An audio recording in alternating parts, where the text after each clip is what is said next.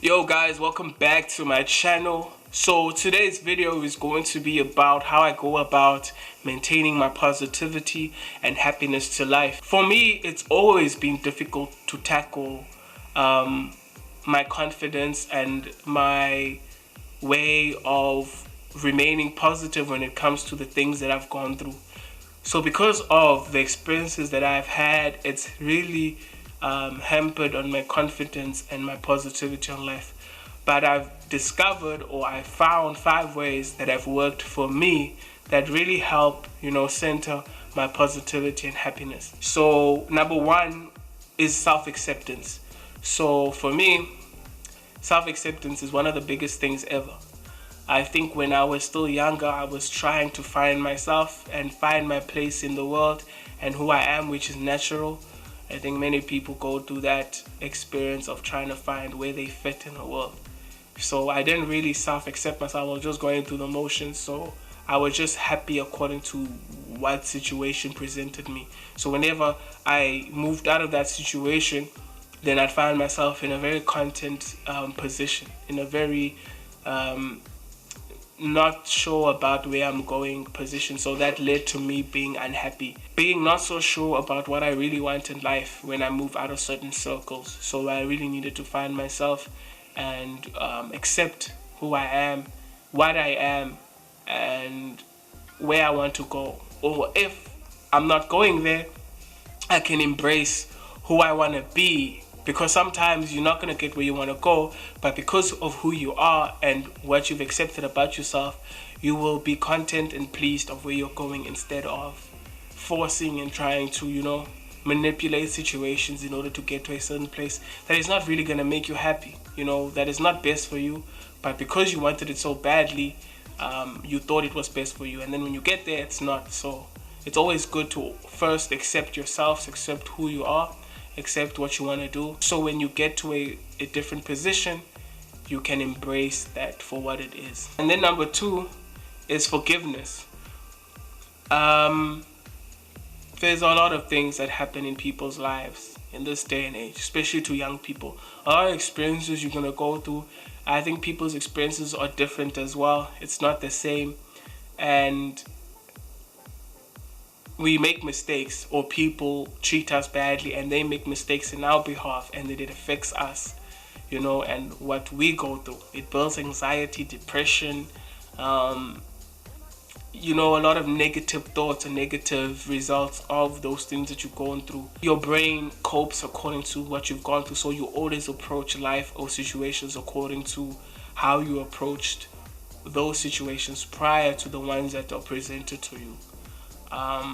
So forgiveness, I think, really helps when it comes to that. I think you can't be happy if you don't have a clear mind, if you don't forgive people around you what they have done to you, or you haven't forgiven yourself. Most importantly, if you don't forgive yourself, it's difficult to actually forgive other people and to move on with your life and to be happy properly.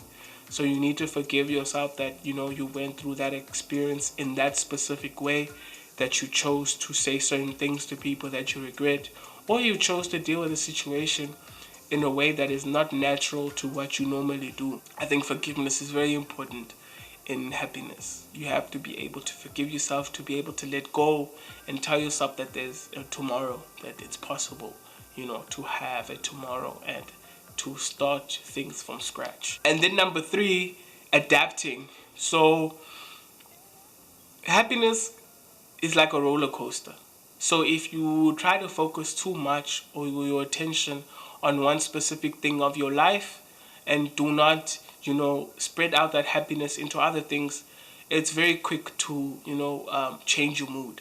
So if you really focused so much on trying to grow your YouTube channel, or you focus so much on trying to get money on Instagram from being an influencer, or you try to focus too much on your day job, your 9 to 5, and how people treat you, it's very easy to manipulate or to change your happiness or your mood, because you're focusing all your attention on that. But if you break it up into other things as well that make you happy, it's very hard to change your mood. If something else doesn't work out, you can easily move that attention to another part of your life.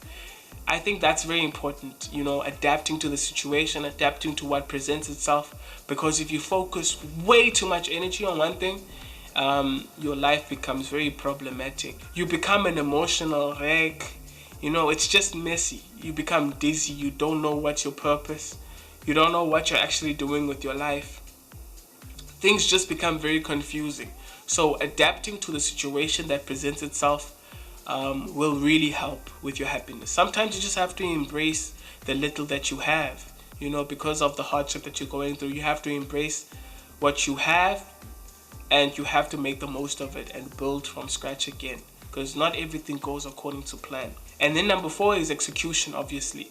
When you have plans, when you have strategies to tackle how you're going to go about your objectives and your life goals, you actually have to execute those things. You can't just, sit on ideas and then think that you're smart just because you had a dope idea. You also have to execute that idea. You also have to execute those goals and finish those goals, or attempt at achieving those goals, in order for you to have some sort of solace inside that tells you that you're happy, or in order to feel relieved. Because sometimes also our objectives and completing our objectives make us feel happier, because we told ourselves that we're going to finish something, and no matter how hard it was, we actually finished it. So it is very important to have objectives and also to execute and do them, so you can actually make progress in your life instead of constantly planning.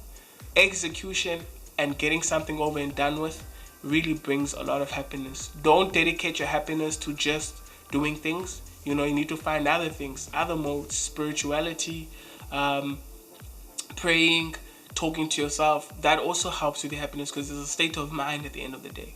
Your happiness is a state of mind, and whatever you do has a lot to do with your state of mind. So if you go about doing healthy things, like you watch things that really help with your soul, that really touch you, that in a positive way, not in a negative way, a positive way, it can really help your outlook when it comes to happiness and how you go about approaching other things in your life.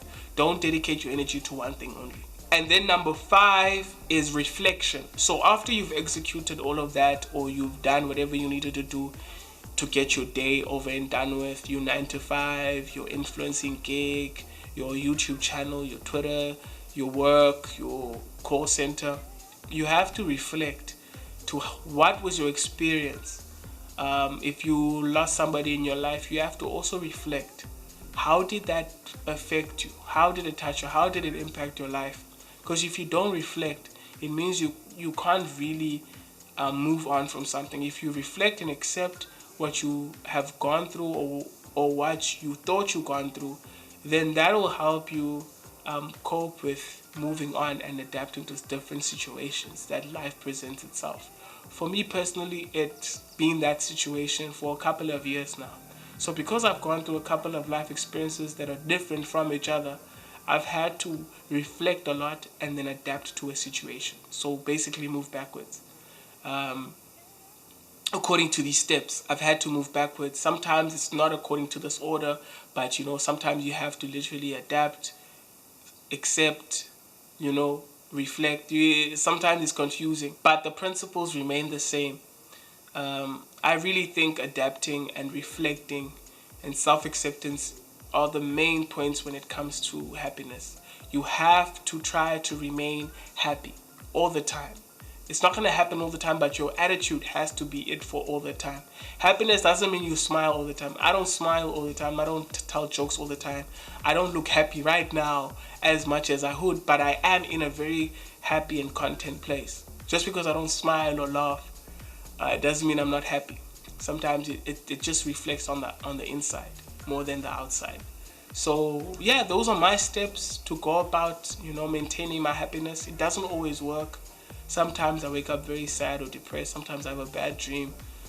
But, I don't let that get to me. I always try to reel in my emotions and think, and really go into the problem that is presenting itself. If I have a bad dream, I try to analyze why I had that bad dream, because it means that I was thinking about negative things.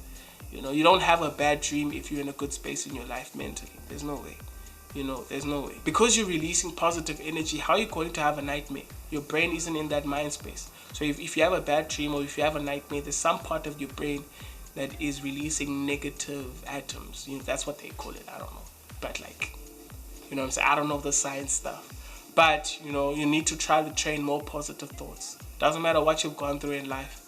You can always get through it. You are here for a reason. You're watching this video because you're trying to look for a place of happiness. And anybody can achieve it. You just have to tell yourself you can. But yeah, guys, please like, comment, and subscribe if you enjoyed the video. Are you in a good space in your life at the moment? Are you not? How are you going to get there? Very important questions. Because we can't elevate in life if we're not happy. We're building on a weak foundation, basically. But yeah, guys, catch you on the next video.